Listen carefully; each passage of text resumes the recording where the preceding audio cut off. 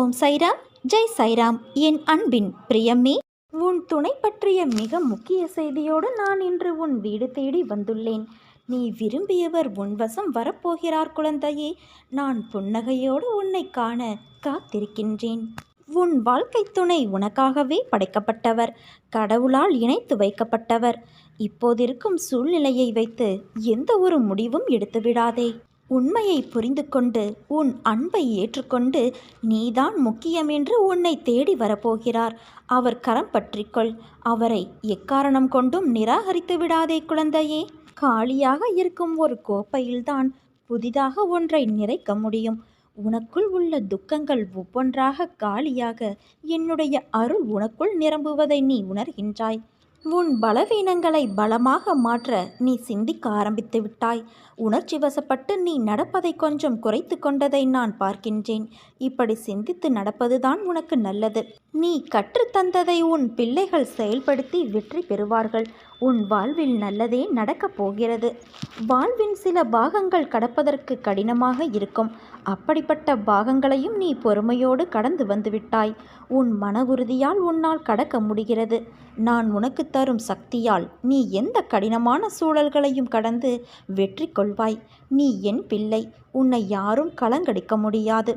எப்போதும் என் நாமத்தை உச்சரிக்கும் உன்னை யார் என்ன செய்ய முடியும்? வாழ்க்கையின் தேடல் ஒவ்வொருவருக்கும் ஒவ்வொரு நபரை பொறுத்து வேறுபடுகிறது. சில தேடல் பணத்திற்காக, ஆடம்பர வாழ்க்கைக்காக, பொன், நிலம், வீடு, ஆஸ்திக்காக என நிலையில்லாத பொருட்களின் மீது மோகம் என இந்த பிரபஞ்சத்தில் நிரம்பியுள்ளது. அதில் ஒன்று பழுதானாலும் நஷ்டமானாலும் மறுபடியும் பெற்றுவிடலாம். ஆனால் நினைக்காத விஷயங்கள் வாழ்க்கையின் உண்மையான தேடலில் அமைந்துள்ளது. குழந்தைகளுக்கான தேடல், வாழ்க்கையின் நிம்மதிக்கான தேடல், அன்பின் மகத்துவத்தை தேடுதல் என இன்னும் நிறைய இருக்கிறது. இவற்றுள்ளெல்லாம் முக்கியமானது நேரம். இந்த நேரத்தின் பங்களிப்பு மிக முக்கியம்.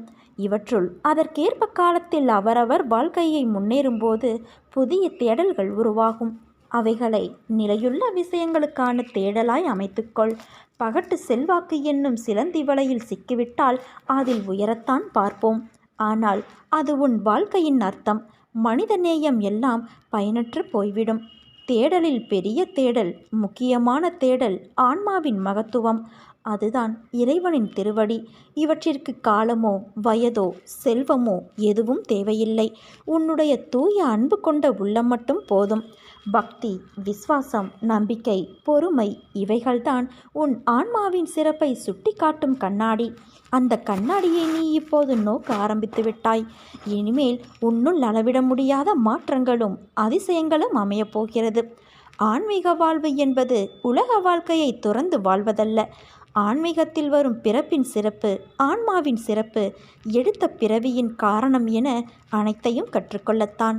நேர்முகமான ஆன்மீகமோ உன் லட்சியங்களின் மீது நீ கொண்டுள்ள பக்தி, அன்பு, நம்பிக்கை, பொறுமை, விசுவாசம் உன்னை உணர்த்தும். ஆன்மீகம் என்பது இறைவனை வழிபடுதல் என்பது அல்ல. அது ஆன்மாவின் இயல்புகள். நீ யார் என்ற தேடலின் வடிவம் கொண்ட பெயர்தான் ஆன்மீகம். இறைவனும் அவர் படைத்த ஆத்மாவும் ஒன்றே. எல்லாம் அவரே என்ற எண்ணத்தின் வெற்றிதான் நான் என்னும் சொல்லிற்கு வினா தரும் பாதை. அது உனக்கு கிடைத்துவிட்டது. இனிமேல் எல்லாம் சுகமே. மாறுதலுக்கான நேரம் தொடங்கிவிட்டது குழந்தையே. உன்னை நீ தயார் செய்து கொள். நீ என்னிலும் நான் உன்னிலும் இருக்கும்போது எல்லாம் நல்லதாகவே நடக்கும். ஆனால் இதை உனக்கு நான் சும்மா செய்ய மாட்டேன். 2 பைசாக்களை எனக்காக எடுத்து வை. நம்பிக்கை மற்றும் பொறுமைதான் அந்த 2 பைசாக்கள். அதை பெற்றுக்கொண்டுதான் உனக்காக நான் வேலை செய்வேன். எதுவும் தாமதமாகாது. என் வார்த்தையை நம்பி தைரியமாக நீ இரு. உன்னுடைய தொழிலில் முன்னேறுவதற்கான வழியை நீ வணங்கும் தெய்வமான நானே காண்பிக்கின்றேன். என்றும் உன்னை மற்றவர்களிடம் கையேந்த நான் அனுமதிக்க மாட்டேன். என் நிழலில் நீ இருக்கும் வரை நான் உன்னை காப்பேன் என் குழந்தையே. நீ யாருக்கும் சிறிதளவு கூட தடையாகவோ தொந்தரவோ விளைவிக்காதே. உன் வேலைகளையெல்லாம் நீயே செய்து கொள். நீ மனது வைத்தால் உனக்குள் இருக்கும் எல்லாவற்றையும் நீயே சுயமாக சரி செய்து கொள்ள முடியும். நம்பிக்கையோடு நான் கூறும் வார்த்தைகளை பின்பற்று. இது என் வாக்கு. அனைத்தையும் நான் பார்த்து கொள்கிறேன். வாழ்வில் உனக்கு என்ன இல்லை? எல்லாம் இருக்கிறது என்று நினைத்துக்கொள். எல்லாம் சந்தோஷமான சூழலாய் உன்னை வந்து சேரும். நிம்மதியாக இருக்க நினைத்தால் எதையும் எந்த சூழ்நிலையையும் உன்னை விடவும் நீ உன் உயிராய் நினைக்கும் என்னை விடவும் பெரிது எதுவும் இல்லை என்று நினை. நமக்கு வரும் கஷ்டங்களை நம்மால் தாங்க முடியும் என்று மென்மையாய் உன்னிடம் சொல்லிக்கொள். உனக்கு பரீட்சை வைக்கிறேன் என்று நீ நினைப்பது சரிதான். ஆனால் எதற்கு அந்த பரீட்சை? உன்னை ஒரு இடத்திலிருந்து இன்னொரு இடத்திற்கு உயர்த்துவதற்காக. பல விஷயங்களில் நீ கற்றவற்றை எப்படி நீ உன் புதிய நிகழ்வுகளில் செயல்படுத்துகிறாய், அதற்கு தயாராகிவிட்டாயா என்று பார்ப்பதற்காக. அதற்காக எவ்வளவு காலம் என்று நீ நினைப்பது சரிதான். ஆனால் முழுமையான முறையில் ஒன்றை தயாரித்தால்தான் அது நல்ல முறையில் இருக்கக்கூடும். அவற்றை தான் நான் உனக்கு செய்கின்றேன். இன்னும் உன்னை சிறிது மாற்றிக்கொள்ள வேண்டும். எனக்கு புரிகிறது, நீ போராடிக்கொண்டு இருக்கிறாய் உனக்குள்ளே எது சரி எது தவறு என்று. தவறு என்றால் அதை மாற்ற உன்னிடத்திலே நீ யுத்தம் புரிந்து கொண்டு இருக்கிறாய். இந்த நிலையற்ற சூழல் எல்லாம் நிறைவான நிலையுள்ள வாழ்க்கையை உனக்கு கொடுக்கத்தான் நான் இந்த குழப்பமான மனநிலையை உனக்கு கொடுத்து கொண்டு இருக்கிறேன். எல்லாம் மாறும், விரைவில் மாறும். உனக்கான அழகிய வாழ்க்கை உன்னை தேடி வரும். பயப்படாதே குழந்தையே. நீ என் பரிபூரண அருளும் அன்பும் பெற்ற என் பிள்ளை. உன்னை விட்டு நான் விலக மாட்டேன். உன்னை விலகி போகும்படி நான் செய்யவும் மாட்டேன். ஏனென்றால் நானும் நீயும் வேறு வேறு அல்ல. நான் உனக்குள் இருக்கிறேன், நீ எனக்குள் இருக்கிறாய். உன் வாழ்வில் ஏற்படும் இன்பத் துன்பத்தை மனதார ஏற்றுக்கொள். துன்பத்தை கடக்க வேண்டுமே தவிர எந்நேரமும் நினைத்து புலம்பக்கூடாது. அதை மனதில் வைத்து நம்பிக்கையோடு திறம்பட செயல்படு. எல்லாவற்றிற்கும் காலம் பதில் சொல்லும். இவ்வுலக நியதிப்படி தக்க சமயத்தில் பாடம் புகட்டும். எப்பொழுதும் தோல்விகளையே தொடர்ந்து சந்தித்து வருகிறேனே என்று வருந்தாதே. நடப்பவையாவும் நன்மைக்கே என்று நம்பிக்கையோடு உன் லட்சியத்தை நோக்கி முன்னேறி செல். தொடர் முயற்சி உன் வாழ்வில் நீ நினைத்ததை நிச்சயம் நிறைவேற்றும். நீ உன்னுடைய கடமையை செய். எதிர்பார்ப்புகளை குறைத்துக்கொள். உனக்கு தேவையானது நிச்சயம் உன்னை வந்து சேரும். இக்கணமே உனது கர்ம பலன்கள் விலகி உன் கஷ்டங்கள் அனைத்தும் உன்னை விட்டு ஓடி ஒளியும். நல்ல நேரம் ஆரம்பிக்கும். வாழ்க்கையில் உன்னை உயர்ந்த நிலைக்கு நான் கொண்டு போகப் போகிறேன் குழந்தையே. நீ என்னை உன்னுடைய ஆகச்சிறந்த உறவாக ஏற்றுக்கொண்டாய். மனிதர்களின் அன்பை போல வெறும் தேவைக்காக என்னிடம் நீ அன்பு கொள்ளவில்லை. நீ வேண்டியது நிறைவேறினாலும் நிறைவேற தாமதமானாலும் நீ என்னிடம் காட்டும் அன்பில் சிறிதும் குறைவில்லை. அப்படிப்பட்ட உன்னுடைய வாழ்வில் எல்லாம் நிறைவானதாக மாறும் காலம் இது. ஏற்கனவே ஆரம்பமாகிவிட்டது. நீ எதை எதை இழந்திருந்தாலும் அதை இந்த காலத்தில் திரும்ப பெறுவாய். உன் மனம் கொஞ்சம் குழப்பத்தோடு தான் இருக்கும். ஆனால் அதை தாண்டி உன் செயல்கள் என் வழி நடத்துதலால் தெளிவாக இருக்கும். உனக்கு நன்மையே நடக்கும். ஆபத்து காலத்தில் நான் உன்னோடு இருந்து உனக்கு நிச்சயம் உதவி செய்வேன். என்னை தேடி வா என் குழந்தையே. எல்லோருக்குமே வாழ்க்கையில் அனுபவிக்க வேண்டியது என்று சில காலம் இருக்கும். அந்த காலத்தில் அதை பொறுமையாக அனுபவித்துதான் ஆக வேண்டும். அதற்காக நீ பதற்றப்படாதே, பயப்படாதே, புலம்பாதே. அனைத்தையும் நான் பார்த்து கொண்டுதான் இருக்கிறேன். விரைவில் நீ வாழ்க்கையின் உச்சத்தை தொடுவாய்.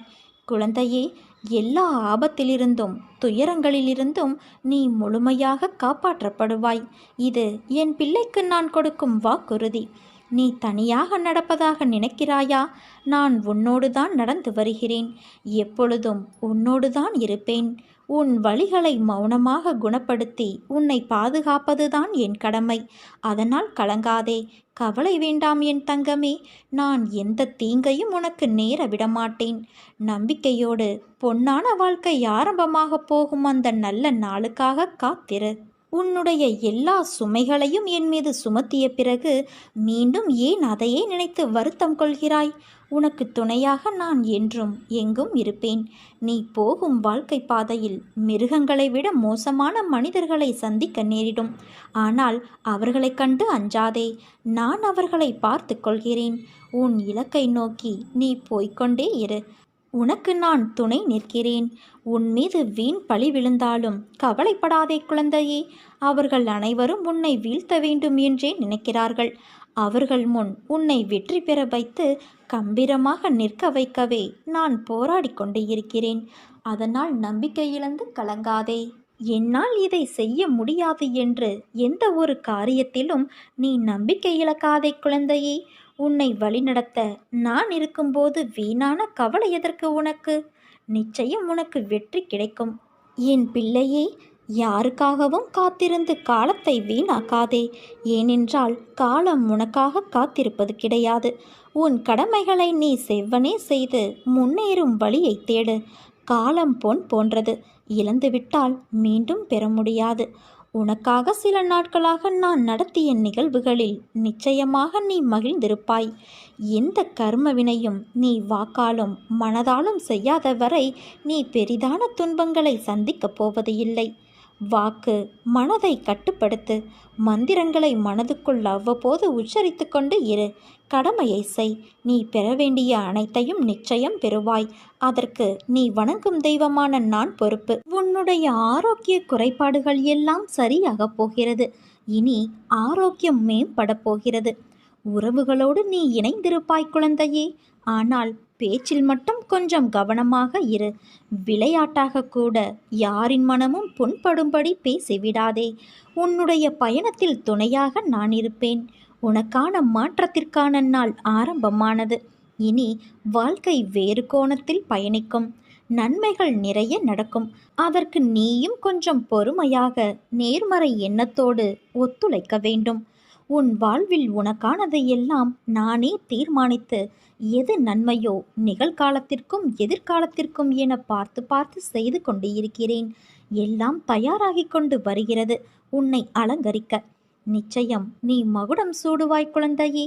என் பிள்ளையை என் கையால் ஆசிர்வதித்து நான் உயர்த்துவேன். பொறுக்க முடியாத அவதியும் அதையொட்டி உன் மனதில் எழுகின்ற கோணல் சிந்தனைகளும் உயிரை மாய்த்து கொள்ள நினைக்கும் உன் எண்ணமும் என்னை மன வருத்தமடைய செய்கின்றது. உன் துக்க குப்பைகளை மூட்டை கட்டி தூர போட்டுவிட்டு என் பாதங்களை பற்றிக்கொள். நான் அனைவருக்கும் கருணைமயமான அன்னை என்பதையும் ஒரே ஒரு முறை கூவி அழைத்தாலும் ஓடி வந்து அணைத்து உச்சி முகரும் தாய் என்பதையும் மறந்துவிடாதே. உனக்கு என்ன தேவை என்பதை நான் முற்றிலும் நினைவில் வைத்திருக்கிறேன். உன்னை துன்பச் சேற்றில் மூழ்கிவிட ஒரு காலும் நான் சம்மதிக்க மாட்டேன். உன் துக்கம் நிச்சயமாக மகிழ்ச்சியாக மாறும். உன் வாழ்க்கை சீர்படும் காலம் விரைவில் வரும். இதற்கு முன்னால் நீ கடந்து வந்த கடினமான பாதைகளை சற்று நினைத்துப்பார். அதிலெல்லாம் உன்னை தூக்கி சுமந்து காப்பாற்றி வந்தேன். இனியும் அப்படியே உன்னை நான் காப்பாற்றுவேன். உனக்கு சோதனையாக தெரிகின்ற இந்த காலத்தை மனதில் வைத்து கொள்ளாதே. என் அற்புதங்கள் இனி உன் வாழ்வில் நிகழ்வதற்காக ஏற்பட்டுள்ள ஒரு வழிதான் இந்த சோதனைகள். வாழ்க்கையில் சலிப்பும் வெறுப்பும் கொள்ளாதே குழந்தையே. மனம் புண்ணாகி போனதே என வருந்தாதே. இதோ என் மென்மையான கரங்களால் உன்னை வருடிக்கொண்டு உன் பக்கத்தில்தான் நான் உனக்காக இருக்கிறேன். மிக விரைவில் உன்னை பொன்னாக்கும் நாள் வந்து கொண்டு இருக்கிறது. முதல் நிமிடம் மட்டும் நீ நிதானமாக யோசித்தால் ஒவ்வொரு நிமிடமும் இந்த உலகத்தை உன்னால் ஜெயிக்க முடியும் குழந்தையே. உன் பாதையில் இனி எல்லாம் வெற்றியே. உன்னை சுற்றி உள்ளவர்கள் கூறும் தேவையான கருத்துக்களை மட்டும் காதில் வாங்கிக் கொள்ள வேண்டும். கடினமான இரும்பில் உள்ள சிறு துருவை கவனிக்காமல் விட்டுவிட்டால் அது அந்த இரும்பையே அரித்து தின்றுவிடும். அதே போல ஒருவனிடம் தோன்றும் தீய எண்ணங்களை தடுக்காமல் வளர்த்து கொண்டால் அது அவனுடைய அழிவை நோக்கி நாளுக்கு நாள் அவனை நடத்தி செல்லும். அதனால்தான் நான் அடிக்கடி கூறுகிறேன், முடிந்தவரை நல்லதே நினை, எல்லோருக்கும் நல்லதே செய்யென்று. வெற்றியை கண்டால் மகிழ்வதும் தோல்வியை சந்திக்கும் போது நம்மை நாமே தாழ்த்தி கொள்வதும் தன்னம்பிக்கையை இழந்து பிறரை குறை கூறுவதும் இல்லாது சமநிலையில் எதிர்கொண்டால் அனைத்தும் நலமே. மனித வாழ்க்கையில் இந்த இரு வார்த்தைகள் பிறந்தது முதல் இறக்கும் வரை வெற்றி தோல்வி என்கின்ற வார்த்தை மட்டும் நம்மை துரத்தி கொண்டே வரும். வெற்றி வெற்றி என்று அதை நோக்கியே ஓடி ஓடி வாழ்க்கையை முழுமையாக வாழ்வது கிடையாது. தோல்வியடைந்தால் அதை நினைத்து நினைத்து அழுது தற்கொலை முயற்சி வரை செல்வது, தோல்வியை எண்ணி எண்ணி இருக்கும் இன்பமும் இழப்பது உண்டு. இந்த வெற்றியும் தோல்வியும் நிலையாக இருக்குமா? இவை இரண்டும் நிலையான இன்பத்தையும் துன்பத்தையும் தருமா? வாய்ப்பு இல்லை. இரண்டும் மாறி மாறி வரும். சிலருக்கு வெற்றி ஒரு எட்டாக்கனியாக இருக்கும். தோல்வி மட்டுமே நிலையானதாக தோன்றும். ஒரு சிலருக்கு ஒரு வெற்றி கிடைத்தால் அடுத்த நாளே ஒரு தோல்வியை சந்திக்க நேரிடும். ஒரு சிலருக்கு தோல்வி மட்டுமே நிலையாக இருப்பதாகவும் தோன்றும். உண்மையில் பெறுவது அனைத்தும் வெற்றி இல்லை, இழப்பது அனைத்தும் தோல்வியும் இல்லை. அனைத்தும் அவன் திருவருள் என்று உணர வேண்டும். இன்று நம்மிடம் கிடைத்திருப்பது நிலையாக இருக்கும் என்று நினைத்தால் நாளை அது வேறொருவரிடம் இருக்கும், மறுநாள் அது வேறொரு நபரிடம் இருக்கும். இன்று நாம் இழப்பது வருத்தமாக இருந்தாலும் நாளை பரவாயில்லை என்று தோன்றும். இன்னும் சிறிது நாட்களில் நல்ல வேளை, அதை இழந்ததே நல்லது என்று தோன்றும். பெறுவதும் இழப்பதும் சுழற்சியே. உதாரணமாக மூச்சு காற்றை சொல்லலாம். ஏன், இந்த மனித உடல் கூட நிலை இல்லாததுதான். உடலில் காயங்கள் ஏற்படுவதும் அது மறைவதும் இயல்புதான். அதுபோல வெற்றி பெறும் பொழுது ஆணவத்தில் ஆடவும் கூடாது, இழக்கும் பொழுது ஆதங்கத்தில் அழுகவும் கூடாது. உண்மையில் வெற்றி தோல்வி என்பது அவரவர் மனநிலையை பொறுத்தது. ஒரு காரியம் நினைத்தபடியே நடந்துவிட்டால் அதை நாம் வெற்றியாக கருதுகிறோம். அதே போல ஒரு காரியம் நாம் நினைத்த மாதிரி நடக்காவிட்டால் அங்கு நாம் தோல்வியுற்றதாக கருதி நிம்மதி இழக்கின்றோம். இறைவன் எதை எவருக்கு எப்படி தர வேண்டும் என்று நன்கு அறிந்தவர். எது இருந்தாலும் எது இல்லாவிட்டாலும், எது கிடைத்தாலும் எது கிடைக்காவிட்டாலும், வெற்றி பெற்றாலும் தோல்வியடைந்தாலும் எதுவும் நிலையாக இருப்பது இல்லை. வெற்றி பெறும் பொழுது இன்பத்தை அனுபவிக்கும் நாம் தோல்வியடையும் பொழுது அதிலிருந்து அனுபவத்தையும் பெற்றுக்கொள்ள வேண்டும். அனைத்தும் அவன் திருவருள் கொண்டு நடைபெறுகிறது என்பதை உணர்ந்தால் வெற்றி பெற்றாலும் அது தலையில் ஏறாது, தோல்வியடைந்தாலும் அது மனதை காயப்படுத்தாது. எல்லாம் அவன் செயல். அவன் செயல்படுத்தும் கருவிகள்தான் நாம். நீ சற்று யோசித்து பார்த்தால் வெற்றி பெற்றால் நான் என்கின்ற கர்வம் வரும். நம்மை சுற்றி எத்தனை பேர் உள்ளார்கள் என்று ஆணவம் வரும். பொய்யான மரியாதையும் நமக்கு கிடைக்கும். நம் புறத்திற்கு பின்னால் இவனுக்கு இந்த வெற்றி எளிதாக கிடைத்தது என்ற வார்த்தைகளும் நம் பின்னே வரும். அதோடு மட்டுமல்லாமல் வெற்றி பெற்றால் அந்த வெற்றியை தொடர்ந்து நிலைநிறுத்த போராட வேண்டி வரும். துன்பமும் அதிகம். இதுவே தோல்வி பெற்றால் நான் என்கின்ற கர்வம் அளிக்கப்படும். நான் ஒன்றுமே இல்லை என்று உணர்வோம். சுற்றியுள்ளவர்கள் உண்மையில் நல்லவர்களா தீயவர்களா என்று அறிந்து கொள்ளும் அரிய வாய்ப்பும் கிடைக்கும். உங்கள் தோல்வியில் உடன் இருப்பவர்கள் உண்மையில் யார், எந்த உறவுகள் என்று ஒரு தெளிவு பிறக்கும். அது மட்டுமா, இங்கு புறம் பேசுவார்கள். இவன் ஆடிய ஆட்டத்திற்கு இவனுக்கு தேவை என்று கொஞ்ச நஞ்சமா பேசினா அதான் தோல்வியடைந்து மூளையில் அமர்ந்து விட்டான் என்ற பேச்சுக்களும் நம் பின்னே இல்லை, நம் முன்னே வரும். இந்த உடல் கூட நிலையானது கிடையாது. இறந்தவுடன் பிணம் என்று சொல்லக்கூடிய உடல் இது. நமக்கு எது நல்லது, எது நல்லது இல்லை, எது கெட்டது, எது கெட்டது இல்லை என்று ஒவ்வொரு நொடியும் இமைப்பொழுதும் ஒவ்வொரு உயிர்களையும் ஒவ்வொரு ஜீவராசிகளையும் பாதுகாத்து வருகிறது. எனக்கு தெரியும் எதை உனக்கு கொடுக்க வேண்டும், எதை உன்னிடம் இருந்து எடுக்க வேண்டும், எதை கொடுத்து ஒரு அனுபவத்தை தந்து பிறகு அதையும் உன்னிடம் இருந்து பிரித்து உன்னை தெளிவித்து மாய வலையில் சிக்காமல் உன்னை மீண்டும் மீண்டும் பாதுகாத்து வருவது நான் மட்டுமே. இந்த உண்மையை நீ புரிந்து கொண்டாலே போதும். உன் நெஞ்சில் சுமக்கும் சுமையை இறக்கி வைக்கவே நான் வந்துள்ளேன். அதை அறியாமல் நீ மறுபடியும் உன்னுடைய துயரத்தை பற்றியே நினைத்து கொண்டு இருக்கிறாய். நீ கொஞ்சம் என் நாமத்தை சொல்லிக்கொண்டே இரு, அனைத்தும் ஒரு நொடியில் தீர்ந்துவிடும்.